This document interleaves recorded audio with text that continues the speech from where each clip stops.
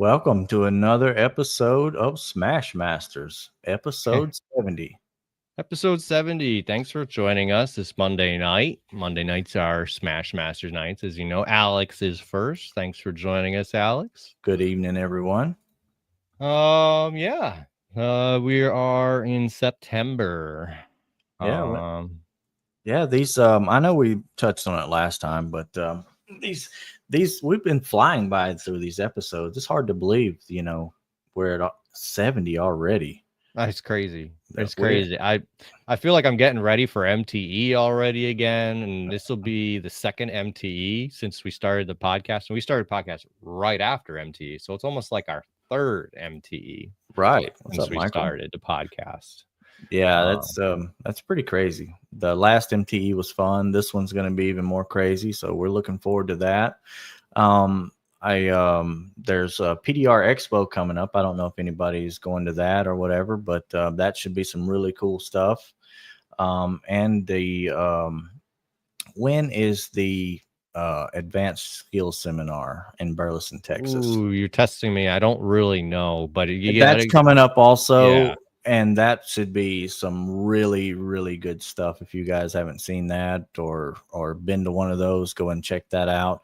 Keith's got some amazing stuff going on, and it's at Anson. It's at Anson. You really can't beat a place like Anson. If you've never been to Anson or one of their open houses, you have to go at least once. Yeah.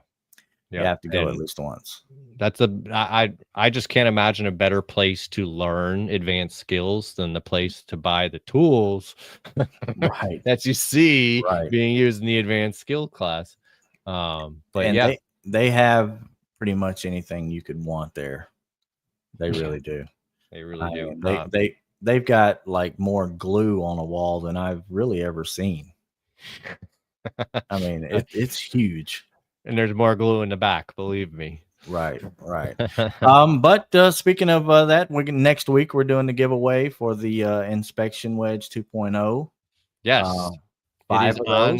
It is on our Facebook and our Instagram. There's an Instagram post. This is the Facebook, and I have it pinned right to the top in the featured section.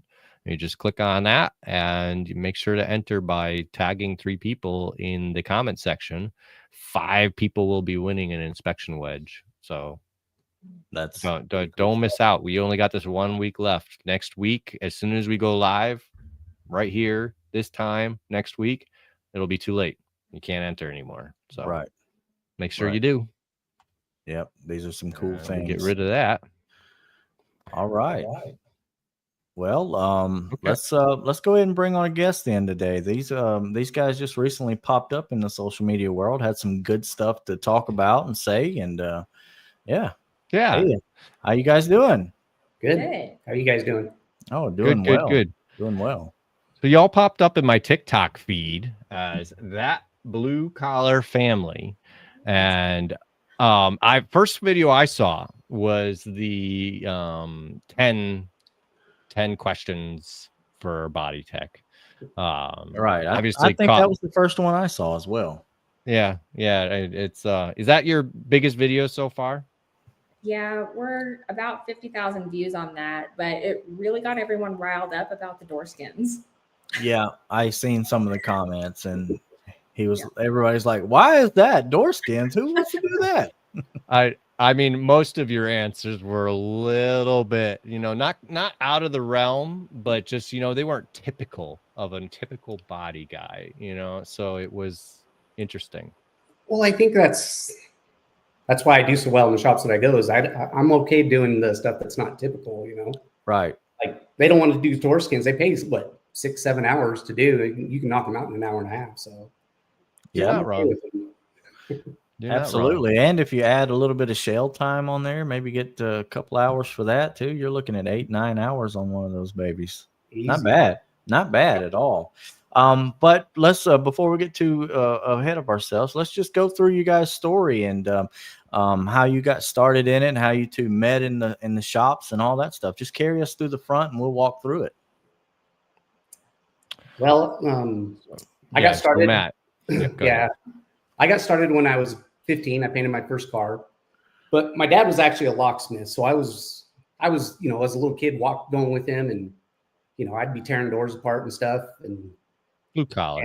yeah, I just got into working on cars that way. And we had a 42 Jeep Willys that I really wanted, flat fender Jeep, and I wanted that thing so bad. And my dad's like, "You got to fix it," and he'd give me one part at a time, and I just started from there and just kept going. So that's the car you painted as a kid? No, actually, the first car I painted was a '78 Chevy short bed step side, and I did it in Emron, and it was gunmetal gray. Okay. I don't know if you guys know what Emron is, but oh yeah, it's a single stage, and yep, that's Okay. I was using single stage when I started out a little bit, but it was mostly on solid colors like blacks and whites and your red, like typical Toyota stuff. Yeah. There was using metallics as 2 parts and all that stuff, clears and whatever. But I just fixed a CRV that must have had an $800 paint job done to it, and I'm pretty sure that was single stage. I could tell you. As soon as I started sanding it, the dust was all brown. Color was brown. I'm like, I don't think there's clear coat on this. yeah. But yeah, right. Yeah, you see it. You definitely see it. Yeah. All right. So you painted your own car, so that led the interest into collision repair, or were there any stops first before that? No, we had so in my high school we had shop class, we had an auto body class, we had a paint booth. That's actually where I sprayed the truck, was in high school. The kid who owned it didn't want to spray it, and I was like, "Give me that gun, I'll go do it." So I went in there and I did it. And my teacher was like, "Man, that was awesome," and it just kept going from there. By the time I graduated, I had traded an '84 Chevy Cavalier for a '67 RS Camaro, and I painted that in Chroma Base when it very first came out. So it was a 3-stage. I did it blazer blue with a blue pearl, and I nailed it. And my teacher was like, I was already signed up to go to Wyotech at the time, and my teacher was like, "You can go straight on the line from here." And yeah, that's nice. Did your when you say Chroma Base, you talking about the DuPont system or actual Chroma Base? It was the DuPont system, Chroma Base. So yeah, did you have the mixing setup where you had to use like a magnifying glass to see some of the different codes and stuff, like how they used to have it? It was really difficult to read. I never could really read it. You're talking about like the fish plates with yeah. No, I went and got a paint book from it was Napa was carrying DuPont at the time, and picked out my color. They went and they mixed it all and everything for me, and I just brought it in and sprayed the car. I never really could get the hang of that system. It seemed like it was too difficult for me to figure out. I don't know, just something about it. When it first came out, I mean, that was really the first base coat, clear coat you had at that time. So right. It was a learning curve, but I didn't know anything else, so it wasn't that hard to pick up. Yeah, absolutely. I agree there. So you got that sprayed, and I'm sure that thing came out pretty good. I tend to learn as I go along, each little job that I do or whatever the case may be. You just feel like you get a little bit more experience out of everything. And I'm sure that's what happened to you after you got that set up and done, cleared up. Yeah. It just kept going from there. So yeah, absolutely. And after this you started in Wyotech? Yeah, so that was my senior year. As soon as I graduated, 2 weeks later, I was in the middle of Wyoming. Moving from California to the middle of Wyoming with nobody, and went through the collision and refinishing program there. And that was 91. 91. How long is that program? Yeah, it was like 9 months at the time. Okay. I was supposed to stay for business class, but I was 2 days into that, and I was like, "Man, it's cold here. I want out." Yeah. That business class could have been pretty important depending on where you took it, Right. But were there customer cars at Wyotech, or was it? So we started off with like cars from the junkyard that were donated, and we'd go through our steps there. They'd give us a dent, and we'd have to fix it, and they would check us off through every stage, and then once we got passed through all that, then we would do actual live cars, customers' cars. Okay. They would bring them in from town and In the school. Okay, cool. That's impressive because that's where the learning is in the real jobs. So that's impressive. I haven't heard that before from anybody. So okay, sorry, Nick, I interrupted you. No, you're good. We're just going along through the story, seeing. Well, so we're on the topic of trade school. Yeah. Neely, you went to UTI. I did. What drew you to that? You know what? I couldn't tell you honestly. Like no one in my family comes from the auto body world. It was just something I wanted to do. So after high school, I went and took the collision repair program. And then nearing graduation, so that was in Houston, Texas. A company from Utah flew down to my school to recruit students to come and work at the dealership. And I was just so ready for change. I didn't even know where Utah was on the map, honestly, but I was I'll go. So I moved from Texas to Utah by myself. I happened to have an uncle that lived here, so I stayed with him for a little bit. But that's where Matt and I ended up meeting, was at the shop that I went to work at. Oh, okay. That's nice. Did you like cars or anything, or just must have been an interest? Some kind of interest? Yeah. So my first car was gifted to me from my grandmother. It was her old 93 Nissan pickup truck, the little hard body. Yeah. And I lowered it. You know, I did all the modifications on it. I loved it. There it is right there. I started out lowering vehicles and stuff. I had a 91 Toyota pickup truck that I was determined to do all the cool custom stuff. You know, the mini trucking magazine. Yeah. I used to look at those and say, wow, this is so great. I'm going to go do this. But that's how it's kind of the same. You know, I didn't go to any trade schools or anything. I just kind of learned on my own. So you guys meet there, and then what happens? What happens next? Do you want to tell him the moment that I fell in love with you? Yeah, so I was pulling on this car on the rack. I had a couple 1,000 pounds on the chain, and she come walking behind it, and I said, "What are you, stupid? What are you effing stupid?" And that was my catch, man. That's how I hooked her. I didn't hold back my tears. I didn't cry, but we didn't really know each other. I was just coming over to say hi, and yeah, he called me stupid, and then we ended up getting married after that. So. He wouldn't have been a body guy if there wasn't some term like that came out, right? I mean, right. That's how you know he's a body guy. It's a body shop. We're not allowed to be in front of the public, so yeah, right. But that's pretty good. Pretty good. Alex says that's the best meeting story. I don't know if you guys know who Alex is or not, but he machines tools for Mo-Clamp. So you've probably used some stuff he's seen before. That's amazing. Yeah, he also runs Mo-Clamp's social medias. So if you have them on Instagram or whatever, that's Alex.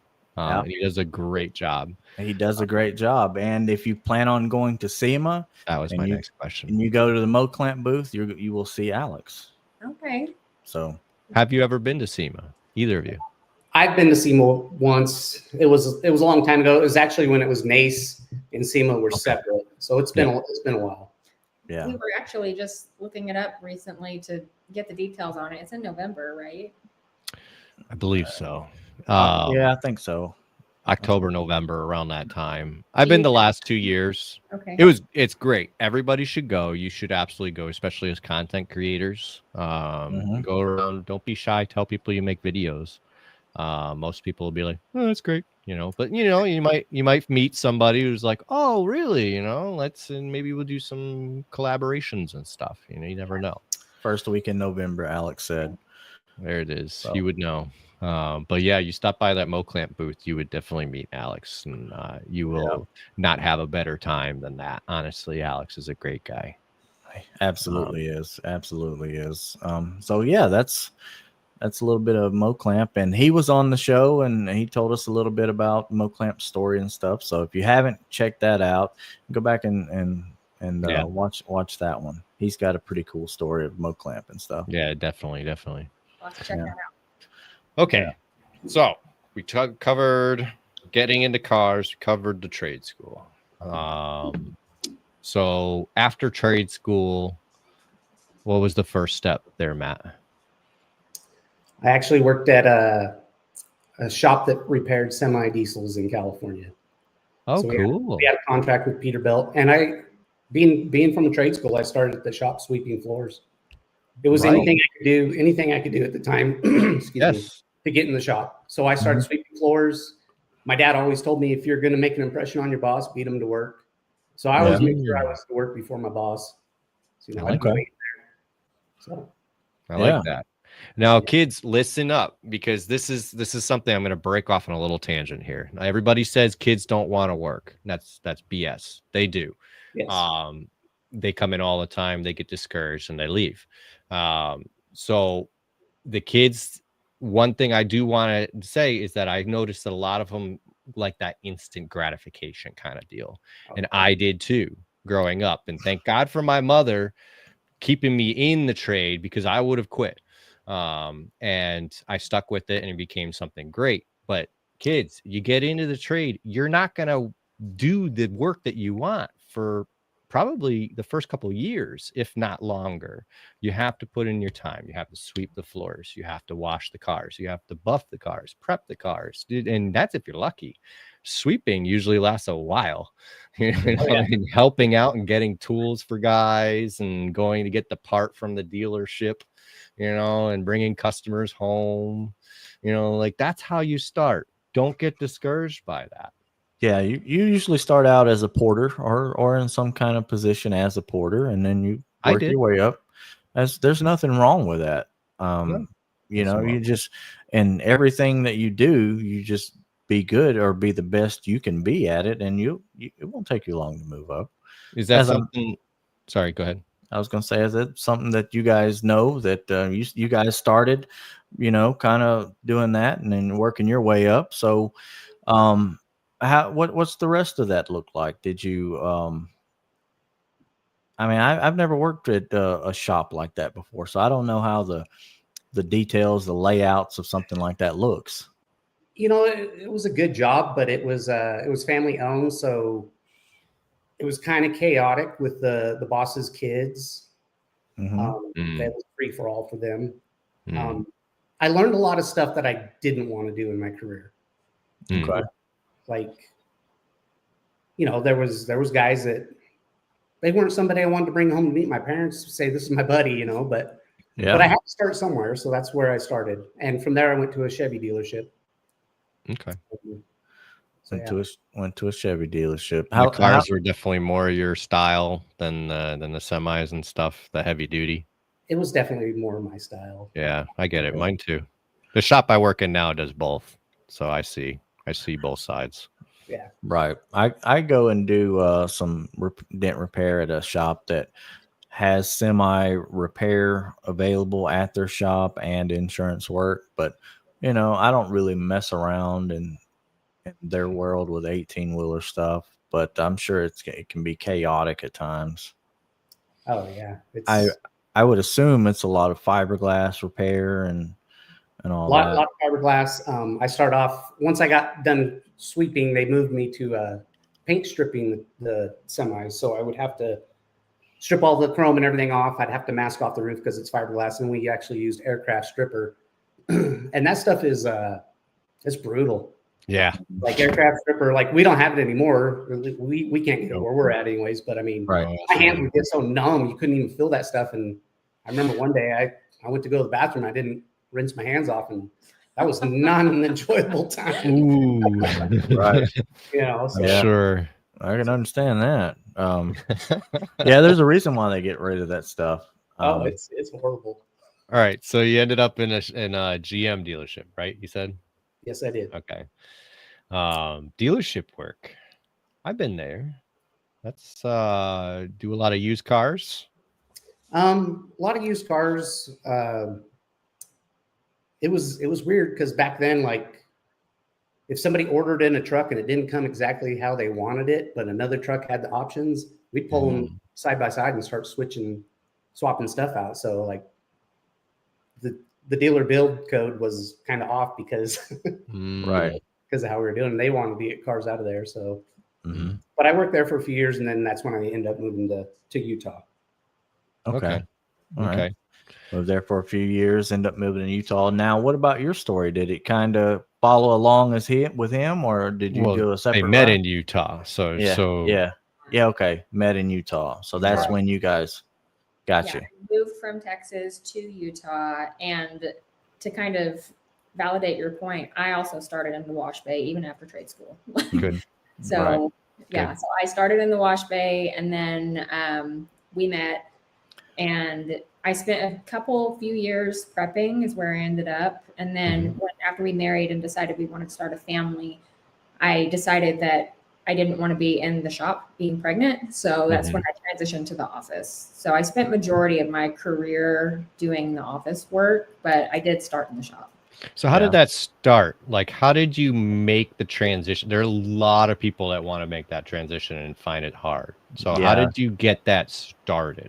I was at a locally owned shop, and they had a position open for a receptionist. So that's where I started. And then I left for a little bit to stay home with the kids after we had kids. And then when I came back, I applied at an MSO where Matt was working, and they had an estimator position open. So I got in there as an estimator in training. And then from there, I was an estimator for years, and then ended as a production manager before I left. Okay. All right. That's pretty good advancement. Yeah. Go ahead. Yeah, there's a quite a bit of skills in like service writing and being able to identify all that kind of stuff. How long did you think you felt before you were comfortable writing any car that came in front of you? I don't think I ever got 100% comfortable with writing like structural stuff. But the basic curb sheet, I felt fine doing that. But whenever we actually have the vehicle in the shop doing a tear down, I'm always out there with the tech and asking them their inputs. Like I'm not just writing a sheet by myself and then giving it to them and saying, hey, fix this. Like I always want to know their input as well, because they see things I don't see. They do it every day. So to clarify, you're there the whole teardown process?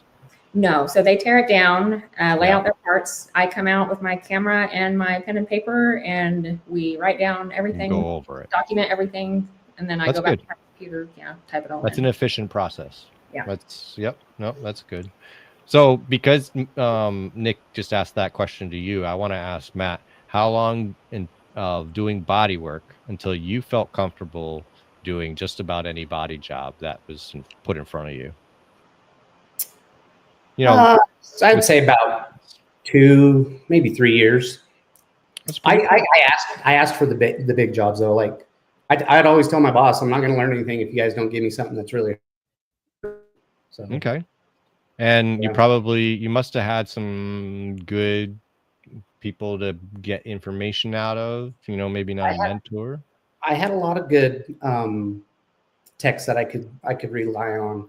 Okay, good. Yeah. That's why you were able to do it. So I say that's short. 2 to 3 years is not a short amount of time to learn anything. The crazy thing is like I didn't actually apprentice under anyone. I was on my own, but when I had structural or something that I needed help with, I actually paid the technician the time, and I just stayed there and helped him. Gotcha. So, and that helped speed me up because I was paying him to do the work, but he was telling me what to do and how to do it. So, and I figured if they're going to help me, I should pay him. Yeah, that's a good way to. That's a good way. Yeah. Have you guys I like heard the 10,000 hour theory? Explain it to us. So, I mean, I'm not going to quote it verbatim, but you're good. Essentially, to become an expert in something, they say that it takes 10,000 hours of doing that thing to be an expert. So when I did the math on like a 40-hour work week, that's about 5 years. And I feel like that's about the time it took me in my estimating where I felt really comfortable at what I was doing. So yeah, that's the normal number we hear. That's That's the typical number we use. The number I give Mhm. with that question. Right. So, yeah, I feel like it probably took me a good 5 years. Now I'm overly critical of myself. And I did not have good people to get information from. I maybe had 1.5, out of, and they were busy, Yeah. so I had to pull information out of them. Luckily, I'm on an hourly scale, so I didn't have to pay anybody anything. But it was nasty. I mean, that was tough. That was tough getting the information that I needed to learn from people that didn't want to tell me, But it's 5 years sounds about right. I agree with that. I've always wondered, like, why do you think people didn't want to? Why do you think the older techs didn't want to help? It's I have a hard time speculating on what goes on in other people's heads. And being that it was an hourly shop, you would think that they wouldn't have an issue with it. It, all in all, if they did get them over there, it wasn't that big of a deal. But I mean, so there was one specific person, they said, this is your guy. This is the guy. He's the guy of the shop. If you have a question, you go to him. So my first question went right to him. He went, and walked away. All right. Now I'm 20, my first trade school. Nobody works in cars in my family. I'm the black sheep. So I had to learn it all myself, and that was really discouraging. I found somebody else in the shop that was way more helpful, so that's really how I got by. And the unfortunate part is that guy that went, he really did have the good info. He was really good. So I ended up having to be good friends with this guy. I used my skills to become friends with somebody that's hard to become friends with, to get the information from him.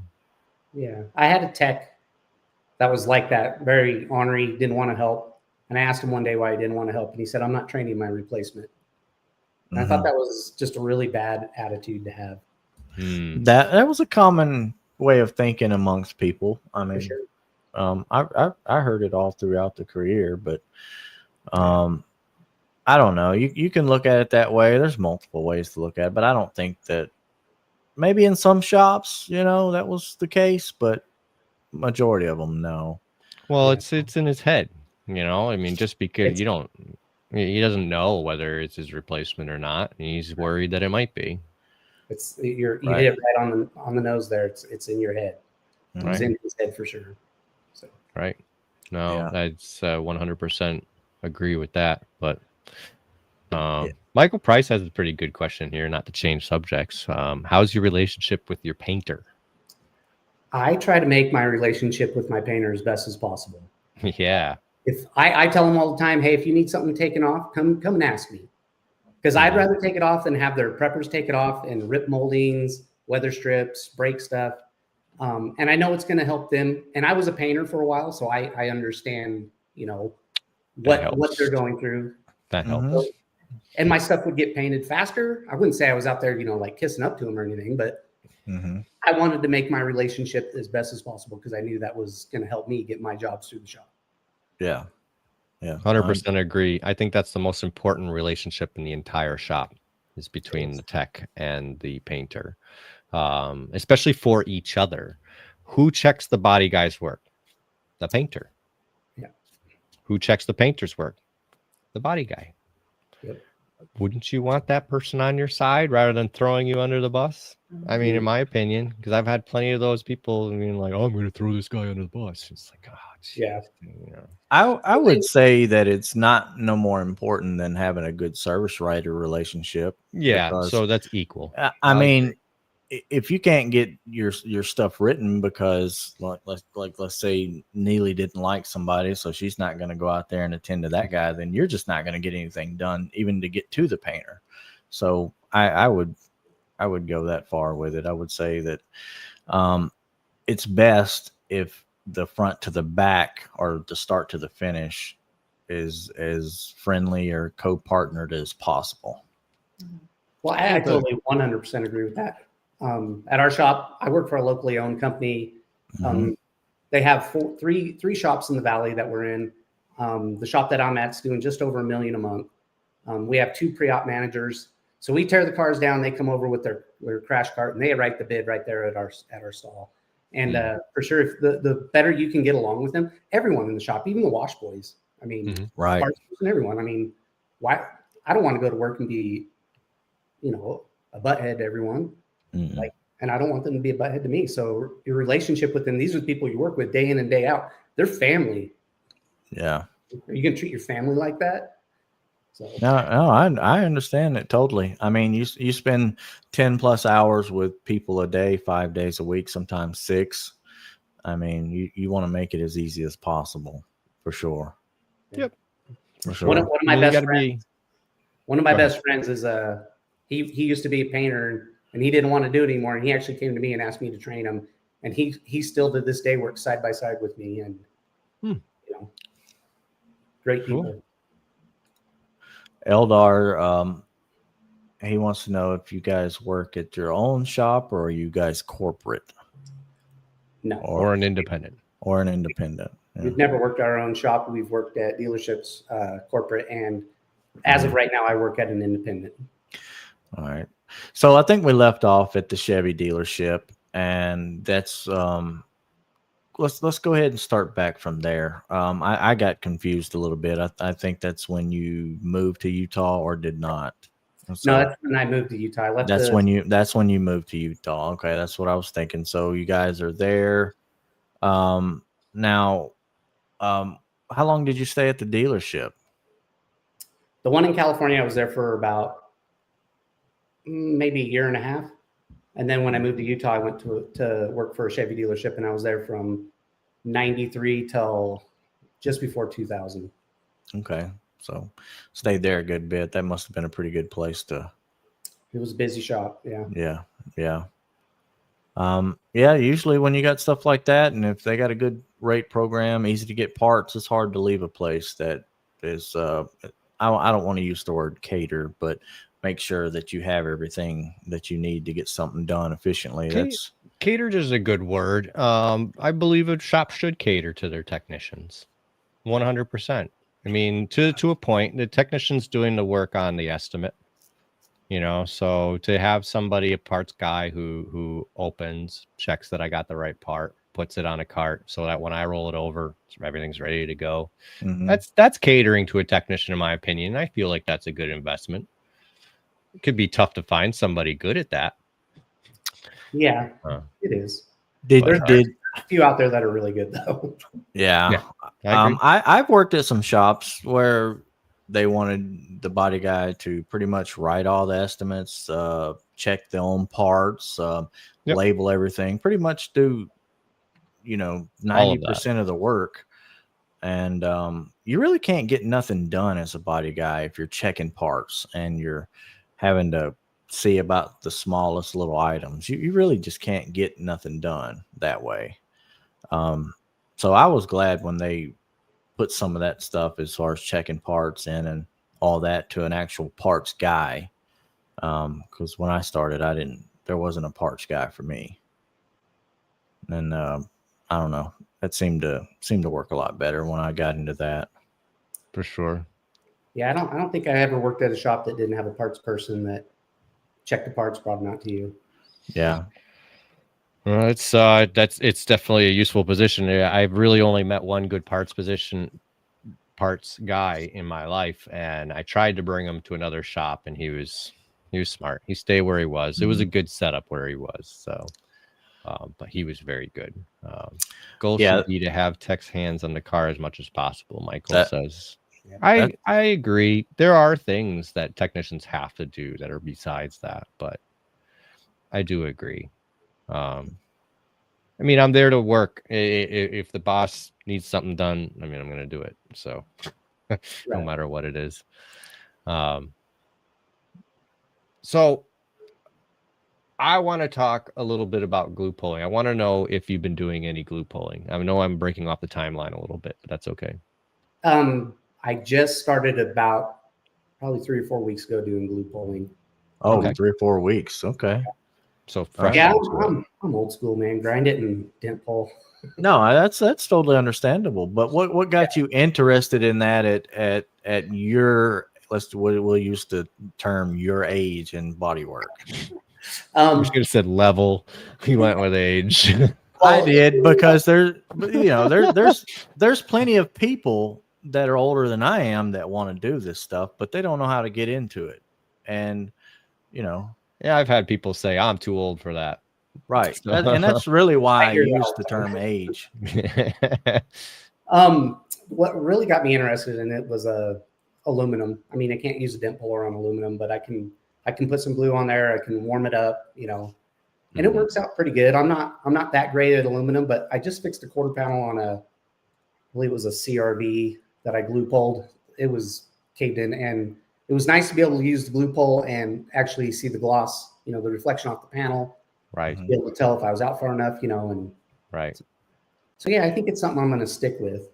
It's an amazing technique. It's a whole different way of thinking. I mean, Danny Hacker, to quote Danny Hacker from Kiko, he says, our hands have been lying to us, feeling the panel.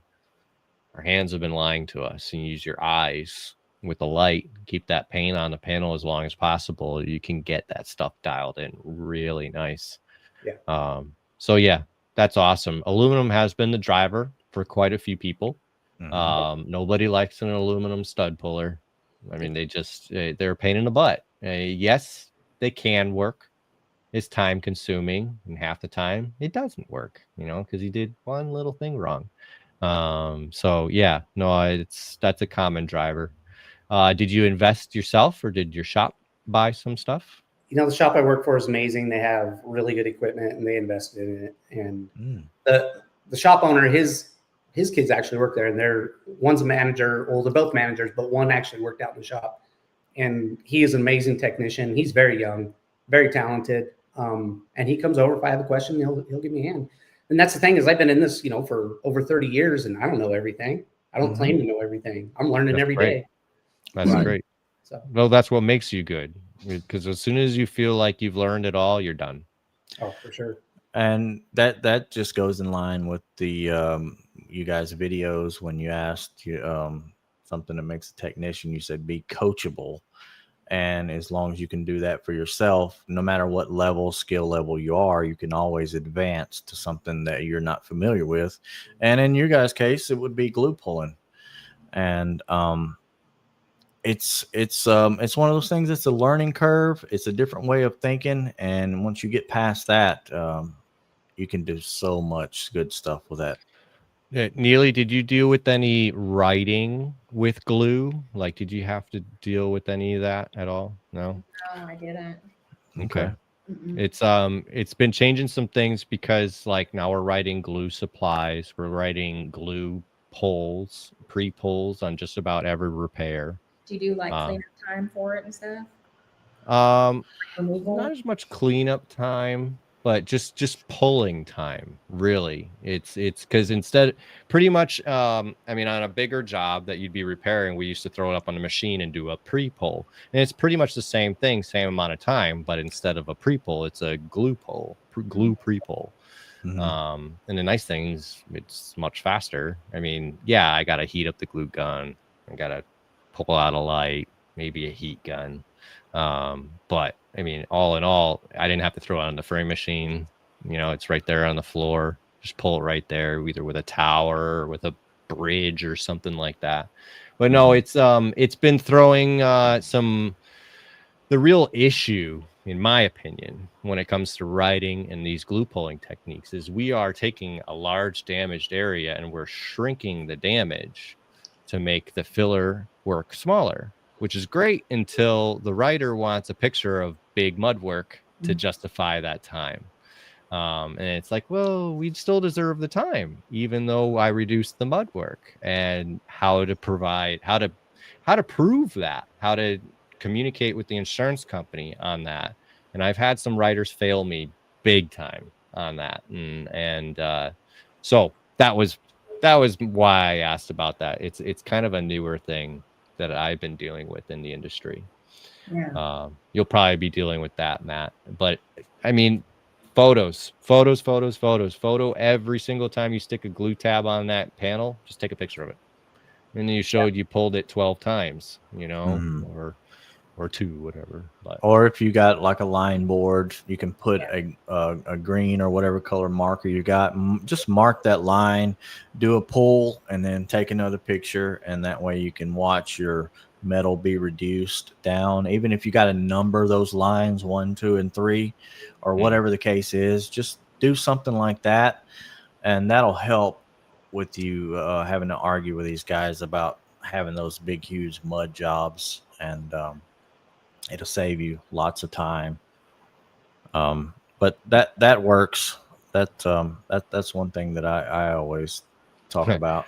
I started out, I was taking a picture of the pile of glue, all the little pieces of glue that I peeled off the car. I put them in a pile, took a picture of the pile. But Yeah. I mean, I guess you could hold on to the pile from car to car, so I stopped doing it that way. But yeah, Wayne says he did the Kiko school a few months ago. It was great, and he's in his 50s. We did the Kiko school, both Nick and I. We went to the 5-day training in Kiko in Oklahoma. That was great. The best training I've ever done in my life. If you ever get that opportunity, take it. Take it, absolutely. It's that will kickstart your glue pulling career exponentially. You'll love it. It's a game changer. It's fun. It's a lot of learning. It's a lot of tab theory and a lot of things that you would be missing otherwise, that you would have to kind of go through and trial and error it. But come on, we smash cars and we fix them. That's what we do in that training. Right, but you do it with somebody that knows how to do it the best and efficient way possible. Yeah. Versus, we'll see if this works. Right. Yeah. No, they're very knowledgeable over there. They've done a lot of stuff, so they're the people to learn from, in my opinion. There's one other company, AAI, another great company to learn from, Automotive Appearance Institute. Yeah, he has just had to mention online. He has an excellent online class. So we're talking about tools. Any particular tool throughout your career, Matt, that was a game changer for you, totally changed the game, or something that you really love, something that pops to mind? My air hammer, I bought lots of different brands, but seriously, when it comes to air hammers, the Snap-on, what is it, the 5035, I think, or 5030? Yeah, I've got that thing's golden. Yeah, I can cut through anything with it. I love it. So you're that guy in the shop. Yeah, I see all these people with their little chisels and their hammer, and it's like, what a waste of time. Let's just hit it with an air hammer. I don't hit it right on the pinch weld. I'll go and hit it on the side so it folds it off, and that way you can get it clean. But I get it. That guy. Well, yeah. All right. Everybody loves the air hammer. I mean, yeah. They do. So that's your transformative tool. Okay. I love that tool. Yeah, it has a lot of good control, and you can do big stuff, minor stuff. I mean, it has a wide range. It's just so annoying. Yeah, it's funny because like my wife, you never wear any hearing protection. What? Yeah, right. But I mean, like it doesn't affect me. It's really, at least I don't notice it. But she's talking to me all the time. I don't hear what she's saying. So when you're the one holding the hammer, you never notice it. But no, I definitely have some hearing loss over the years from similar. So I get it. It's not bad until you hit a certain type of metal and it makes that high pitched ring, and then you're like, yeah, that's what you're aiming to cut out right there. All right, Eldar, see ya. Have a good night, buddy. I think for me, transformative tools in the body shop were my earbuds. It's just to be able to go into my own little world. But when you got that mud spot that's edge to edge, and you're going to be sanding that all day, and when you finish, you can put another coat on, sand that all day. I need something. I put in the music or the earbuds were really great. I mean, those ones that you could pull from the bottom and they were Bluetooth, but they still hung around your neck. Those were good. But the in-ear, single ear earbuds, when they came out, that was something that just that was great for me. That was just great. Yeah, I have helpers who wear earbuds, and it just makes me mad. I tell them to do something, and they're just ignoring me, and I just want to slap them upside their head, like, "Hey, come on!" It's either one or the other, right? Either you love them or you hate them. Yeah, I get it. You're either team air hammer or team earbud. Yeah, Right. There we Right. go. I like that. We're gonna have to make T-shirts or whatever. That's great. That's great. All right. Well, so Neely, how did your auto body career end? You're not in it anymore, right? Correct. Yeah. So how did that end? Is Have it you because you ever wanted to leave? Have you ever worked at an MSO? He has. I've worked at Caliber and I've worked at Crash Champions. Okay. So that's where my career ended. And it was actually right when COVID was happening. So like March 2020, the news is telling us we're going to die. Right. My work is not providing us any grace or flexibility around it. So, we're still having to get in customer cars without any kind of proper protection, disinfecting them, because at this time, I don't know what COVID is, and I'm having to jump in a customer car and pull it around back. Steering wheel's not sanitized. Am I going to get sick? Right. And then our kids got sent home from school in March. So like permanently school's closed. Kids have to go home. They were in grade school at the time, and Matt and I worked together at the shop from like 6 to 5. So I'm like, okay, I need to like be present for my kids. Is there some flexibility in my schedule? And just no flexibility. And they were still reprimanding us for not hitting our budgets because people weren't bringing their cars in to get fixed. And I just realized at that point, this is not what I want to do. This is, I hate the way it makes me feel. I hate feeling stressed out and feeling like I'm failing at everything. And that's when I left and I went to real estate. Oh, cool. So I've been doing that since about 2020. But like now that we're doing these projects in the garage and stuff, I'm like realizing how much I miss that part of it. Like I hated working for really poor management. Like that's why I left. It wasn't because like I hated what I was doing. I hated who I worked for. Yeah, I get it. I can relate. I love the work. Not so fond of a lot of the people I've worked for over the years. So, it's that makes sense. It was a common time for people to go into real estate with housing prices going up at that time. Could you ever see going back into an actual body shop? Matt tries to convince me almost daily to come work with him at his shop. Okay. But the commute is about 30-45 minutes each way. And just the hours, because with being a tech, I feel like they have more flexibility in what hours they can be at the shop. But being in the office, like you're required to be there from 7 to 6. Yeah. Right. And like for me in the season of my life that I'm in, that just doesn't make sense for me, like as a parent still. So yeah, I think it's just the non-flexibility in the schedule that's kind of turning me away from it. Okay. Yeah. But I did see a post of yours, one of your videos, where you guys are saying something along the lines of, follow me so we can build cars all day long. Do you really want your own shop? Backyard shop. Okay. So like a very small kind of just we do our thing at our pace kind of shop.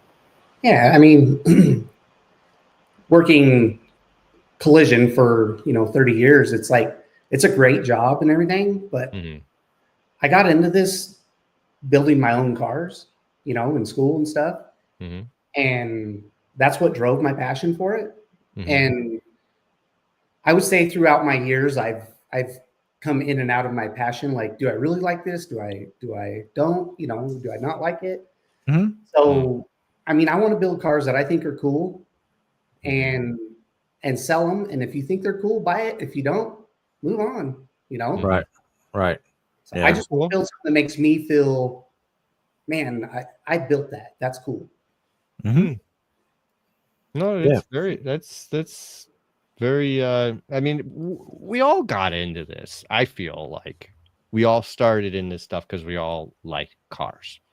You know, there might have been some kind of me. I grew up watching Pimp My Ride and everything. I wanted to make custom cars.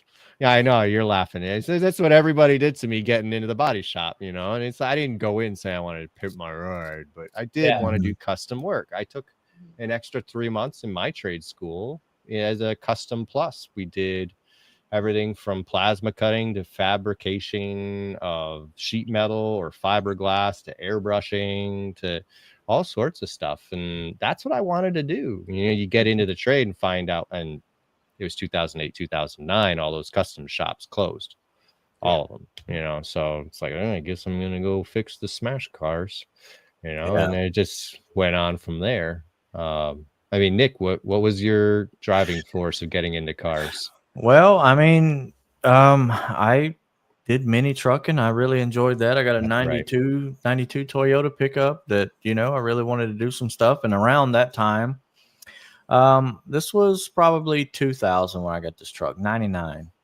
And shortly after that, playing around, you know, this show comes on the TV. It's called Monster Garage. Did you guys watch that? Yeah. Jesse So James.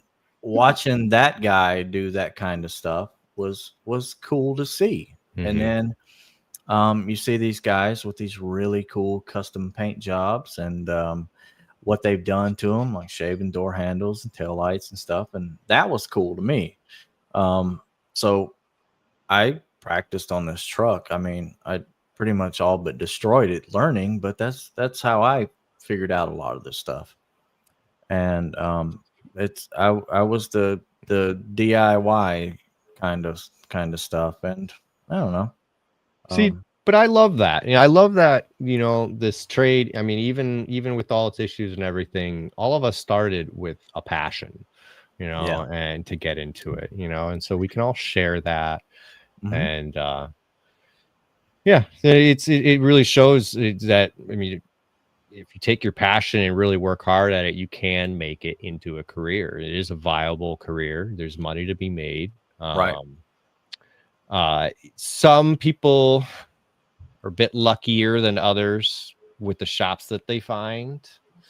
I've been in 6 shops myself, and I've had a hard time finding anywhere where I could make the amount of money I wanted. You know, I always make good money. You know, I own my house and everything. I'm doing great, but it's definitely, you know, you hear these numbers, especially from videos like that blue collar family, and it's like, man, I never made anything like that, you know. So I mean, just to make the point that, I mean, yes, it is a viable career. It can be tough to find that good home. Yeah, I mean, I've been in shops, like I said, that they're busy. They're always busy. They have good DRPs, and DRPs are important. Like, I know people are totally against insurance companies and stuff, but a good DRP, a good relationship with them. If you want to be in a shop that makes money, that's what you have to look for, is a shop with DRPs. So, but I mean, a really interesting story for us. I've always been a fan of 72 Blazers. Okay. Same year as me, you know, I was born in 72. Okay. And we actually had one when we bought this house that I had totally redone everything, new quarters, floors, everything lifted. I had Ring Brother hood hinges on it. I did Dirty Dingo engine cross member. Everything was like ready to go. And it just seemed like we never had the money to finish it. And I just got really depressed, and I was like, I'm selling it. And I had all the body work done. It was all in spray poly, and I sold it. And the guy that bought it, blocked it, painted it, put an LS in it, did the interior, and took it to Barrett and sold for $187,000. And it just, like, that really kicked us right in the butt, you know? Yeah. Like, that's exactly what I wanted to do to it. Right. Yeah. So that's kind of where we're at right now. I have a dent side that I got a Coyote that we just barely got in. It's all ready to go to put in it. I got the motor mounts and everything, cross member. I'm trying to wrap up some of these other jobs so I can get going on that. Very cool. Very cool. Projects can take a lot of time. I'm glad you're doing that. Work full time. Yeah, right.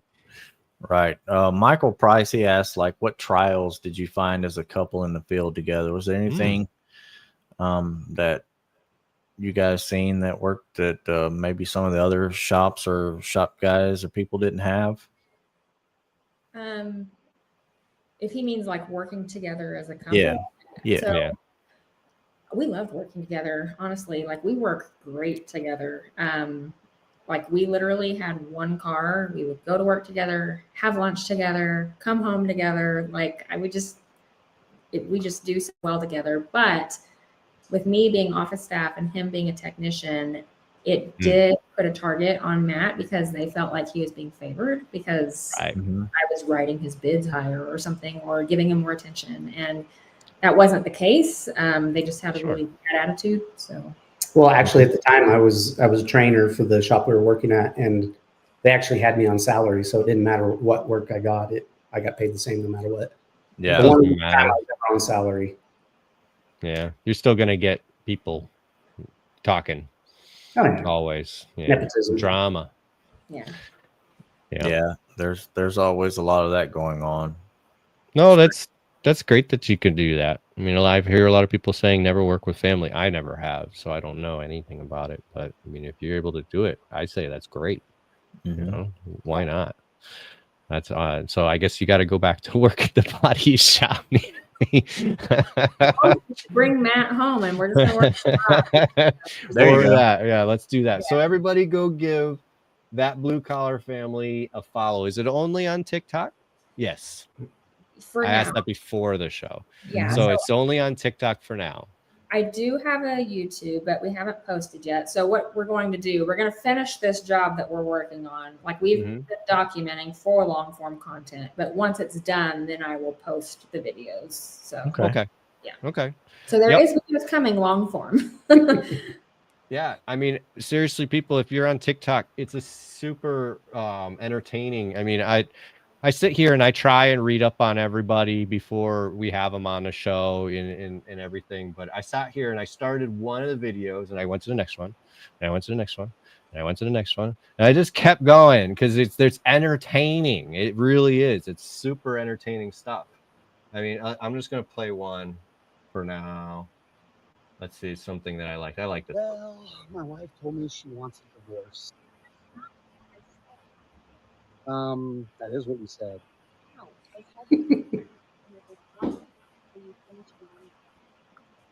Well, same thing. There it is. We just picked that up yesterday. Yeah. I love it. I love it. And there's lots of really helpful information you talk about. I mean, you answer questions. Would you rather? Yeah, it's a really great channel. I'm not going to play a whole bunch more, but it really is. Some people go on there, follow it, and you're going to enjoy the videos for sure. Thank you. Yeah, thank you. Some good Absolutely. stuff. And when I see it, I'm going to repost it because we need more positive forces in this industry, and y'all are doing a great job. So keep it up. Thanks. I appreciate Keep it that. up. Is there anything else you'd like to mention, talk about, shout out, anything?